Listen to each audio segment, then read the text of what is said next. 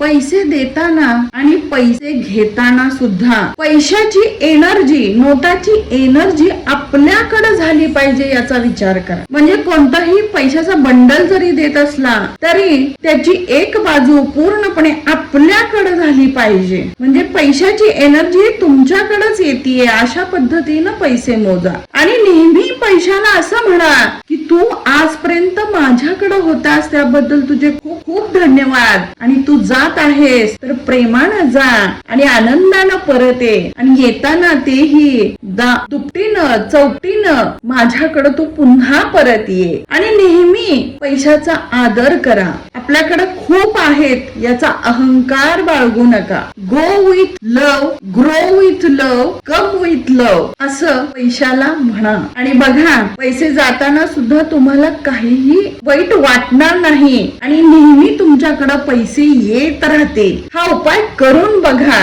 आणि बघा किती पैसे येतात. पाकिट कधीही रिकाम असणार नाही. करून बघा. धन्यवाद.